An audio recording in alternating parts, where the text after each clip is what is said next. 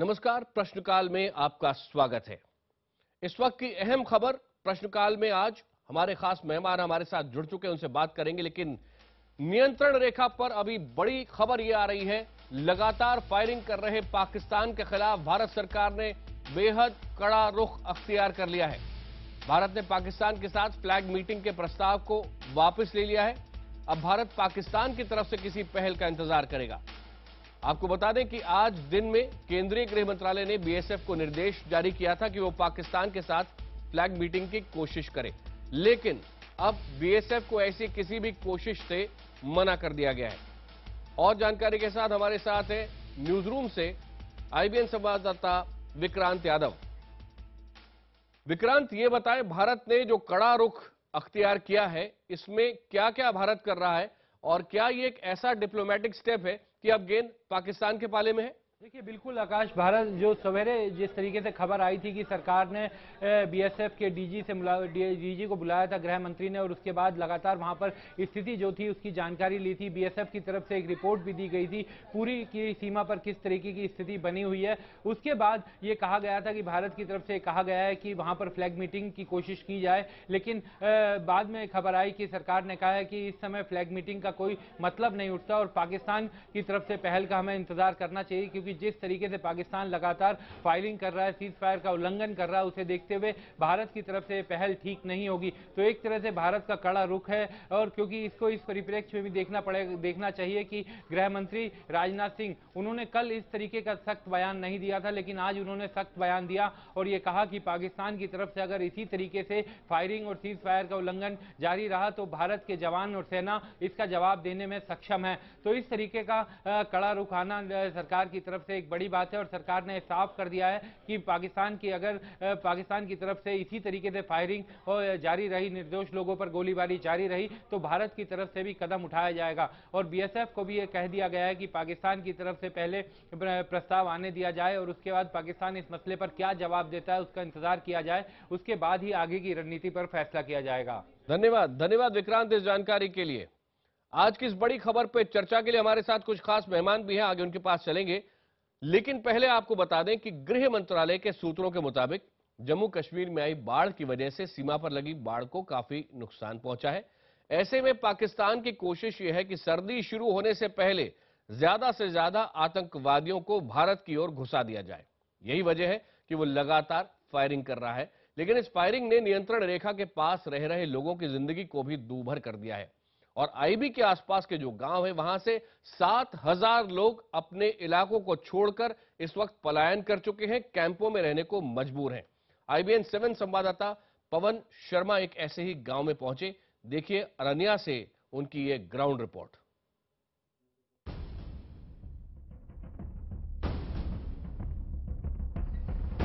अरनिया की इन सड़कों पर सन्नाटा पसरा है। दुकानें बंद हैं, घरों की खिड़कियां भी बंद हैं।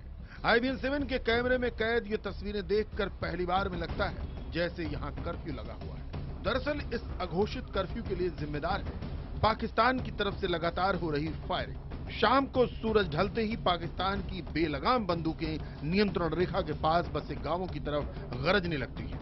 अरनिया कस्बे में जगह जगह फैले फायरिंग के निशान इस बात के गवाह हैं कि पाकिस्तान किस हद पर उतर आया है। ये तस्वीरें अरनिया के गांधी सेंटर की हैं। दुनिया भर को अहिंसा का पाठ पढ़ाने वाले महात्मा गांधी की तस्वीर तक के पास आप मोर्टार का टुकड़ा देख सकते हैं। इलाके के लोग खैर मना रहे हैं क्योंकि पाकिस्तानी गोलीबारी के वक्त यहाँ कोई मौजूद नहीं था, वरना बहुत बड़ा नुकसान हो सकता था। यहाँ स्कूल में तो छुट्टी थी, लेकिन 8:30 और 9 के बीच भी जो शेलिंग सुबह हुई है, काफी हैवी शेलिंग हुई है, उसी समय पड़ा जे, और इतना पावरफुल ब्लास्ट था कि धुआं भी काफी लंबा चौड़ा था। ये अरनिया का एक निजी स्कूल है और इसी स्कूल के अंदर आप देख सकते हैं ये सुबह एक मोटार शेल यहाँ पर आके गिरा था। हालांकि यहाँ पर स्कूल में आज छुट्टी थी, लगातार जो पाकिस्तान की तरफ से शेलिंग हो रही है उसके चलते स्कूल यहाँ पर बंद है, लेकिन ये उस समय गिरा है जहाँ पर जो स्कूल के मालिक हैं उनका ये कहना है कि ये लगभग 8:30 बजे के करीब यहाँ पर गिरा है। उस समय प्रार्थना का समय होता था, अगर स्कूल लगा होता तो काफी नुकसान यहाँ पर हो सकता था। नियंत्रण रेखा के पास इस गांव के लोगों को याद नहीं कि इससे पहले कभी पाकिस्तान ने इस इलाके को निशाना बनाकर इतनी ज्यादा फायरिंग की हो। पहली बार ही ऐसा हुआ है कि अरनिया के बाजार तक पर पाकिस्तानी बम गिरे हैं। इसी का असर है कि लोग दुकानें खोलने की हिम्मत नहीं जुटा पा रहे। दुकान के शटर को भी देखिए, ऐसा लगता है जैसे रात भर इसी को निशाना बनाकर फायरिंग की गई हो। शटर में जगह जगह छेद हो चुका है। इस इलाके में ऐसी बहुत सी दुकानें पाकिस्तानी फायरिंग में तबाह हो चुकी हैं। अपनी जिंदगी भर की जमा पूंजी खो चुके यहाँ के लोग चाहते हैं कि पाकिस्तान को मुंहतोड़ जवाब दिया जाए। टमाटर के जो गोले हैं कल शाम 7 बजे से शुरू हुआ है फायर, और लोग बहुत डिस्टर्ब हैं सर। अरनिया के बहुत नुकसान हुआ है। मुंह तोड़ जवाब होना चाहिए पाकिस्तान के खिलाफ। बाकी अरनिया सारा प्लान कर चुका है, तो कल डीसी साहब का ऑर्डर था कि सारा अरनिया खाली कर दो। जानकारी के मुताबिक अरनिया गांव से अब तक 7,000 से ज्यादा लोग पलायन कर चुके हैं। ये लोग बरसों से यहीं रह रहे थे। फायरिंग पहले भी होती थी, लेकिन ऐसी नहीं। इस इलाके में IBN-7 को ट्रैक्टर पर सवार ये लोग मिले। अरनिया के चौधरी कोठे नाम के गांव में रहने वाले ये लोग अपने घरों से जितना सामान जुटा सकते थे उसे लेकर यहां से निकल रहे हैं। आखिर सवाल जिंदगी का है। रात भर होती फायरिंग में कब कहां कौन सा गोला उनके घर पर गिर जाए, इसका खौफ इन्हें यहां ले आया है।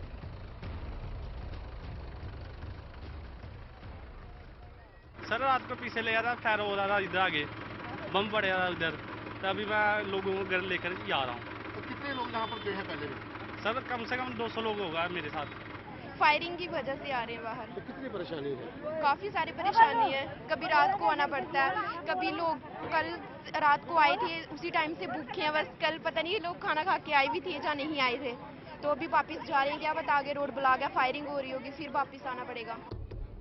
अपना घर छोड़कर जा रहे लोगों को प्रशासन की मदद से राहत कैंपों में ठहराया जा रहा है। अब यहीं पर उनके दिन गुजर रहे हैं, रातें कट रही हैं। आने वाले दिनों की चिंता है, लेकिन ये सुकून भी कि वो अब पाकिस्तानी गोली की जद में नहीं है। लगातार पाकिस्तान की तरफ से हो रही फायरिंग के चलते सीमावर्ती लोगों में खौफ बना हुआ है। आप देख सकते हैं, मैं जिस ट्रैक्टर ट्राली में हूं, यहाँ पर पीछे आप देखें बच्चे हैं, महिलाएं हैं, ये अपना घर बार छोड़कर निकल चुके हैं, क्योंकि लगातार पाकिस्तान वहां पर शेलिंग कर रहा है, सिविलियन इलाकों को टारगेट कर रहा है। इस इलाके में जो पाक रेंजर हैं वो जबरदस्त फायरिंग कर रहे हैं, और खास करके लोगों के घरों के ऊपर रॉकेट जो शेल हैं वो आकर गिर रहे हैं, जिसके चलते इनका काफी नुकसान हुआ है। Pawan Sharma, Arniya sector, IBN-7। इस वक्त चर्चा के लिए हमारे साथ खास मेहमान जुड़ गए हैं। गुड़गांव से हमारे साथ retired major general GD Bakshi, Chandigarh से हमारे साथ है वेस्टर्न कमांड के चीफ रह चुके लेफ्टिनेंट जनरल PN हून, और स्काइप के जरिए पाकिस्तान से हमारे साथ हैं पाकिस्तान पीपल्स पार्टी के वरिष्ठ नेता नवीद चौधरी। साथ ही साथ हमारे सहयोगी अरुणोदय मुखर्जी भी ग्राउंड जीरो से इस वक्त हमारे साथ हैं। सबसे पहले पाकिस्तान ही चलते हैं। नवीद चौधरी साहब, ये बताएं, भारत में इस समय बहुत ज्यादा गुस्सा है। पाकिस्तान की ओर से जो शेलिंग हुई है उसके बीच में आपकी तरफ से ये कहा जा रहा है, सरताज अजीज साहब जो सलाहकार हैं प्रधानमंत्री के, वो कह रहे हैं कि गिव पीस अ चांस। तो फिर फायरिंग लगातार क्यों होती है पाकिस्तान की तरफ से? यही मंजर कशी सियालकोट के सेक्टर में यहाँ भी है। यहाँ भी बहुत से पेट्रोल पंप को तबाह हुए हैं, 7 लोग यहाँ शहीद हो चुके हैं इसी फायरिंग की वजह से। और ईद का वक्त है, हम लोग ईद का त्यौहार मना रहे हैं। इस मौके पे ये फायरिंग हिंदुस्तान से स्टार्ट से हुई और उसके रिटेलिएशन में रेंजर्स ने फायरिंग की। अगर ऐसी बात नहीं थी तो फिर हमने यूनाइटेड नेशन की तरफ हम क्यों जा रहे हैं, और यूनाइटेड नेशन की बात आपने नहीं मानी। बहुत माजरत के साथ मुझे ये कहना पड़ेगा। नवीद साहब, यूनाइटेड नेशंस में साफ साफ तौर पे प्रधानमंत्री मोदी ने बात कही, ऐसे मसलों पर आमने सामने डायरेक्ट बात कीजिए, और ये लगातार भारत कई बार पहले भी बोल चुका है। लेकिन इस वक्त आपको बताने के लिए सीधे आपको लिए चलते हैं ग्राउंड जीरो पे। अरनिया से इस वक्त हमारे संवाददाता अरुणोदय हमारे साथ है। अरुण, लेटेस्ट सिचुएशन वहां पर क्या है? लोग किस तरह परेशान है? डेथ टोल अभी कितनी बताई जा रही है कुल शेलिंग में? आकाश, अभी जो है अभी डेथ टोल जो है 5 है अभी भी, लेकिन जो जख्मी है वो तकरीबन 40 के ऊपर हो गया है। और यहाँ अभी स्थिति अभी भी काफ़ी ख़राब बताई जा रही है। अखनूर सेक्टर में अभी भी खबर आई है, बस लगभग 2 या 3 मिनट पहले, आपसे बात करने से 2 या 3 मिनट पहले अभी खबर ये आई है कि अखनूर सेक्टर के परगवाल इलाके में जो है वहाँ पर फायरिंग फिर से शुरू हो गई है। तो आप लगभग मान सकते हैं कि इलाके में भी कितना तनाव तनाव है और किस तरीके की परिस्थिति बनी हुई है। अभी आपको मैं सीधा ले चलता हूं कुछ लोगों के पास। पहले हम बात करेंगे सईद साहब से। सईद साहब यहाँ के तहसीलदार हैं, जो कि यहाँ पे जो आप पीछे स्कूल देख रहे हैं, गवर्नमेंट हायर सेकेंडरी स्कूल है, इस पे अभी रिलीफ कैंप बन चुका है। यहाँ पे तकरीबन 700 लोग आसपास के गांव से अभी यहाँ पे मौजूद हैं। सईद साहब, आप हमारे साथ जुड़ने के लिए बहुत बहुत धन्यवाद। पहले तो ये बताइए सईद साहब कि यहाँ पे आप लोगों ने सरकार की तरफ से किस तरीके की मदद यहाँ पे जारी कर रखी है? हमने टेम्परेरी शेल्टर कैंप्स रखे हैं यहाँ पे। उसमें ऐसा है कि हमारी अर्निया बेल्ट जितना भी है, जिसमें हमारे 15 विलेज जो बॉर्डर पे हैं, उसमें अब जो अनप्रोवोक्ड फायरिंग की वजह से लोग रात में इंजरी हो रही है, लाइफ स्टॉक को नुकसान हो रहा है, हमारा ह्यूमन लॉस हुआ है, तो हमने प्रिकॉशनरी तौर पे हमने अपनी पॉपुलेशन को शिफ्ट कर लिया सेफर जोन में। तो उसमें हमने डिफरेंट जोन बना दिए हैं, मतलब 5-10 किलोमीटर से पीछे जो हमने सेफर शेल्टर कैंप्स बना लिए हैं, उनमें हम काफी लोग आ रहे हैं यहाँ पे सईद साहब? हाँ, रोज़ ही जो है ये लोग आते हैं यहाँ पे। हमारे पास जैसे कल हमारे पास 150 के करीब आया था, तो आज हमारी यहाँ 500 रजिस्ट्रेशन हो चुकी ही है। हमारे 4 कैंप इस वक्त एक्टिव हैं। और पानी, खाने और पानी वगैरह का, हाँ जरा इसके बारे में जरा बताइए। हमने सभी डिपार्टमेंट्स जितने भी हैं, जितने एडमिनिस्ट्रेशन की तरफ से जितने भी डिपार्टमेंट हैं, सारे एक्टिव हो चुके हुए हैं। हमारे पीडीडी यहाँ पे है, हमारे पीएचसी का है। अरुणोदय, आपके पास हम आएंगे, वापस लौटेंगे अरनिया और वहां के लोगों की बात भी सुनेंगे, लेकिन इस वक्त जलबख्शी आपके पास आना चाहता हूं। एक तरफ सरताज अजीज कहते हैं कि शांति होनी चाहिए, बातचीत होनी चाहिए। दूसरी तरफ अरुणोदय बता रहे हैं अभी कि थोड़ी देर पहले ही अखनूर में फिर से फायरिंग हुई है। क्या सिविलियन गवर्नमेंट जो चाहती है वाकई बात करना, सेना पूरी तरह से उसके हाथ से बाहर है?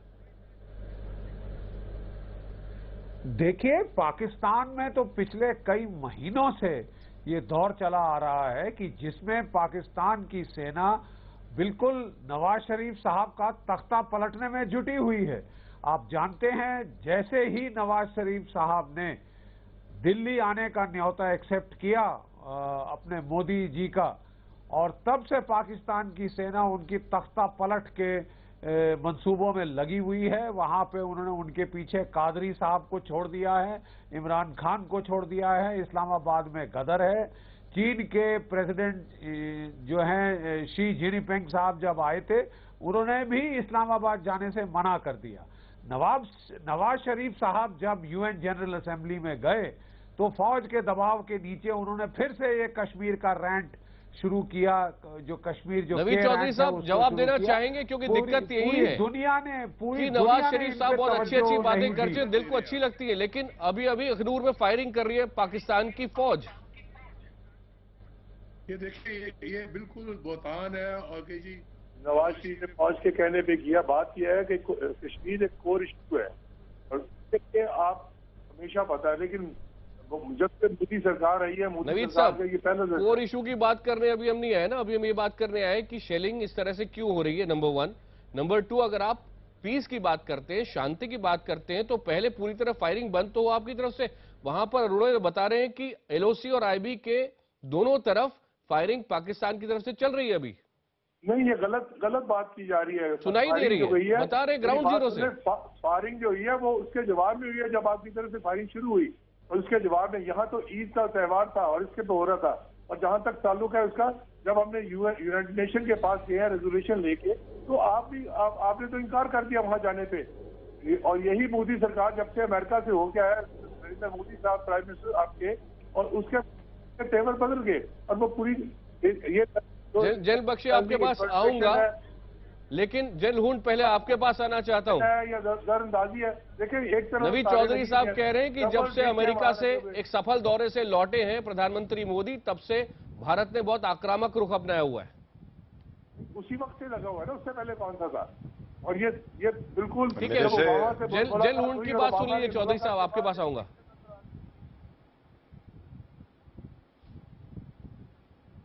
मेरे पास, मैं जवाब दूं? जी। हेलो, मैं दूं जवाब? जी जलहून आपसे पूछ रहा हूं मैं, और नवीद सुन रहे हैं। आपने मेरे से पूछा है? हाँ, मैं ये कहना चाहता हूं कि सबसे पहले जो नवाज शरीफ हैं इनके अब प्रधानमंत्री, वो प्रधानमंत्री नहीं है, वो कैप्टिव है, उसको पकड़ा हुआ है। और किस तरीके से जो हुआ है, बख्शी साहब ने अभी बताया है कि किस तरीके से यूएन में गए, ये हुआ वो हुआ। बिल्कुल जो प्रधानमंत्री है पाकिस्तान का, उसके हाथ से ये सिचुएशन निकल गया है और मुझे तो लग रहा है कि वो इनको फांसी भी चढ़ा देंगे कि आपने बर्बाद कर दिया। दूसरी बात जो है कि ये कहते हैं कि हमारे से फायरिंग शुरू हुई, ये बिल्कुल गलत बात है। तीसरी बात, जो ये इन्फिल्ट्रेशन की बात की थी, ये बिल्कुल दुरुस्त है। ये कोशिश कर रहे हैं कि अभी और 1 महीने में, जहां 20 दिन में बर्फ पड़ जाएगी, और इनकी इन्फिल्ट्रेशन ऑलरेडी मैं आपको बताऊं कि 400 से ज्यादा इन्फिल्ट्रेटर्स अलकायदा के, लश्कर तैयबा के, ये उधर ऑपरेट कर रहे हैं, तो हमने उनको भी खत्म करना है। अब आखिरी बात जो मैं कहना चाहता हूं कि अब जब हमने एक कदम लिया है, हम बिल्कुल चुप बैठे थे और हमारी कैजुअल्टीज जो है वो ह्यूमन राइट्स पे है, और इन्होंने स्ट्रेट अवे कह दिया कि हमने ये स्टार्ट किया है। ये बिल्कुल झूठ बात है। साथ ये चौधरी साहब आप कह रहे हैं कि हमने यूनाइटेड नेशंस को बुलाया है। आपको मालूम है कि हम यूनाइटेड नेशंस को नहीं मानते हैं, और ये आज की बात नहीं है, ये 20 साल पहले की है।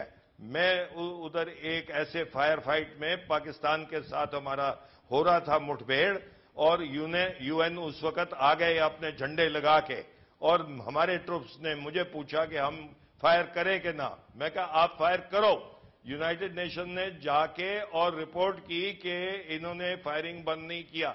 पाकिस्तान भी कर रहा था, हम भी कर रहे थे, और ये बिल्कुल मैंने ये बोला मैसेज कि प्रधानमंत्री ये होते मोदी कौन है संयुक्त उधर आने राष्ट्र के में लिए? खड़े होकर पाकिस्तान को दे चुके हैं। लेकिन नवीद साहब, आपके पास आऊंगा मैं पाकिस्तान, लेकिन पहले ये भी सुन लीजिए, 85 साल की प्रकाशो हैं जो कि आईबी में भारत की तरफ रहती हैं, इंटरनेशनल बॉर्डर के पास 3 जंग देख चुकी हैं, और वो क्या कह रही हैं वो आप भी सुन लीजिए, फिर मैं आपके पास आऊंगा।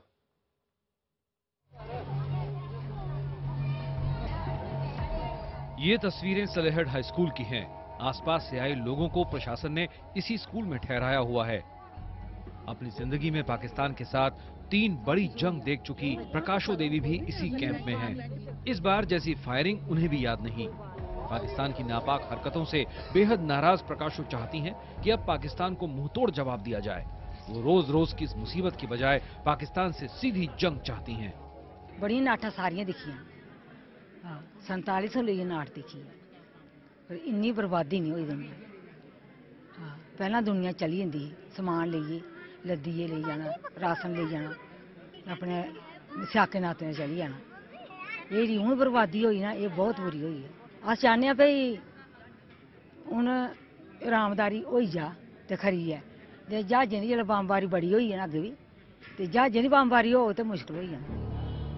सरकार की तरफ से इस स्कूल में 600 लोगों को ठहराने का इंतजाम किया गया है। स्थानीय लोगों की मदद से यहाँ रुके हुए लोगों के खाने पीने का इंतजाम भी हो रहा है। लेकिन लोगों को सरहद पास बने अपने घर की भी चिंता है। राहत कैंप से कुछ लोग वापस अपने घर जाना चाहते थे, लेकिन पाकिस्तान की तरफ से लगातार हो रही फायरिंग ने उन्हें रोक दिया। दर्शन लाल भी सीमा के पास के गांव त्रेवा का रहने वाला है। वो भी अपने बच्चों और परिवार के साथ कैंप पहुंचा है। त्रेवा पर भी निशाना साधकर पाकिस्तान जबरदस्त फायरिंग कर रहा है। वो भी सरकार से इस फायरिंग का कोई स्थायी हल चाहता है। चाहते यही है कि हमारा कहीं ना कहीं थाने की पक्का बंदोबस्त किया जाए कि रोज की जो इधर उधर से भागा भगाई है ये नहीं हो। साफ है कि पाकिस्तानी फायरिंग से परेशान लोग अब आर या पार की लड़ाई चाहते हैं। उन्हें लगता है कि रोज रोज की इन मुश्किलों से छुटकारा पाने के लिए पाकिस्तान को सबक सिखाया जाना जरूरी है। भले ही जंग किसी मसले का हल नहीं है, लेकिन सीमा पर जो हालात अभी बने हुए हैं उसके चलते सीमांत लोगों का जीना मुश्किल बना हुआ है, और ये लोग इसी उम्मीद में जहां बैठे हैं कि सरकार एक बार पाकिस्तान के खिलाफ कोई कड़ा कदम उठाए ताकि ये लोग अपने घर में चैन से रह सकें। कैमरामैन राजीव के साथ Pawan Sharma, migrant camp, Salehat, IBN 7।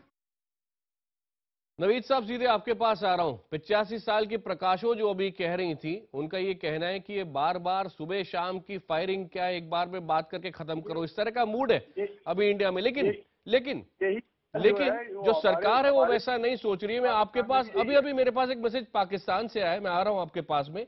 उसमें आपके सीनियर जर्नलिस्ट जो लिख रहे हैं, उनका नाम मैं नहीं बता सकता, वो ये कह रहे हैं नवाज शरीफ सरकार खुद ही सेना की हॉस्टेज है। पहले वो सच तो बोले कि हम बड़े फैसले खुद ही नहीं ले पा रहे हैं, वरना ये डिस्कशन जो है ये आगे कैसे बढ़ेगा?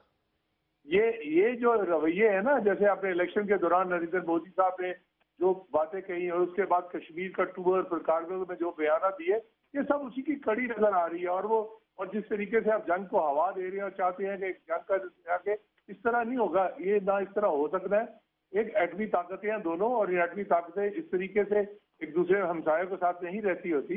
हमने जब कोशिश की कश्मीर के अंदर ये बात कह के, और जो सिविलियन हमारे एक तरफ आप पीस की बात करते हैं, दूसरी तरफ धमकियां देते हैं। हमारे यहाँ सिविलियन की वही कैजुअलिटीज है, यहाँ भी वही रवैये, वही प्रॉब्लम है। और शांति का तरीका क्या है? क्या आप आपस में फिक्स कर सकते हैं कि सुबह 11 बजे के बाद, रात 11 बजे के बाद कोई ऐसा टाइम फिक्स हो जाए, ना हम गोली चलाएंगे ना आप चलाएं? हो सकता है ऐसा, पर आप ऐसा चाहें भी तो सेना सुनेगी आपकी बात, फौज सुनेगी आपकी? देखिए, बात यह है कि ये तासुर गलत दिया जा रहा है कि सेना नहीं सुनती, सब कुछ सुनती है, और सेना को यहाँ इस तरह नहीं है। बात यह है कि जब आप हमला करेंगे तो उसके रिटेलिएशन में क्या करेंगे? यहाँ तो ईद का त्यौहार है और रेंजर्स मजबूरन कर रही है, ना कोई सेना है, ये रेंजर्स उसका जवाब देती है, उसके हिसाब से जा रहा है। लेकिन हमारे यहाँ तो 7 कैजुअल्टीज हो चुकी है। जेल बख्शी आखिरी 30 सेकंड सिविलियन में हुई, आपके यहाँ तो सिर्फ दिखाया जा रहा है बकरी, देखिए बकरी हो गई, ये हो गया, ये अभी आपने 5 का, मैं अभी आपके चैनल देख रहा था, सब यही। अगर हमारे पाकिस्तानी मेहमान किसी और को बोलने का मौका दें तो मैं कहना चाहता हूं कि पाकिस्तान की फौज ने ईद के दिन सबसे पहले तो जो परंपरागत वहां पे स्वीट्स एक्सचेंज की जाती हैं बीएसएफ और पाकिस्तान की फौज के बीच, वो लेने से मना कर दिया। उसके बाद इन्होंने ताबड़तोड़ फायर किया हमारे रिहायशी इलाकों पे, स्पेसिफिकली टारगेट किए हैं हमारे सिविलियन एरिया, हमारी बीएसएफ की चौकी नहीं, हमारी फौज की चौकी नहीं। इन्होंने जो वहां पे सिविलियन हमारी सेटलमेंट्स हैं, जो गांव हैं, जो क्लियरली सिविलियन टारगेट्स हैं, उनके ऊपर फायरिंग की है। हमारे सिविलियन औरतों, बच्चों, बेचारों को, बूढ़ों को नुकसान पहुंचाया है। तो ये कहां तक एक्सेप्टेबल है?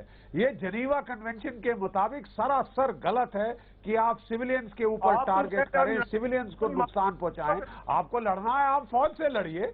मेरे ख्याल से हमारे मेहमानों के बीच, दिल्ली और इस्लामाबाद के बीच अभी जो बात हो रही है वो वैसी है जैसे भारत और पाकिस्तान के बीच अभी हो रही है। आप सभी का बहुत बहुत धन्यवाद। नवीद साहब, आशा करते हैं कल जब हम बात कर रहे होंगे तब तक दोनों तरफ ये बात सामने आ चुकी होगी कि शांति की वाकई जरूरत है और दोनों तरफ से फायरिंग बंद पूरी तरह हो गई होगी। आप सबका बहुत बहुत धन्यवाद। आशा करते हैं कि कल ये बात बदलेगी। लेकिन जाते जाते कार्टूनिस्ट नीलाभ ने पाकिस्तान जो कुछ कर रहा है उसको किस तरह से देख रहे हैं, इस कार्टून के जरिए देखिए। प्रधानमंत्री नरेंद्र मोदी यहां से एक सफेद कबूतर उड़ा रहे हैं, लेकिन उसे पाकिस्तान की फौज ने पकड़ लिया है और वो उनका डिनर बन गया है। सबसे महत्वपूर्ण बात, भारत का एक ही मैसेज एकदम सीधा पाकिस्तान के लिए है, और वो यही है कि अगर इस मसले को सुलझाना है, सीधे भारत से बात की जाए और सही उसके लिए वातावरण बने।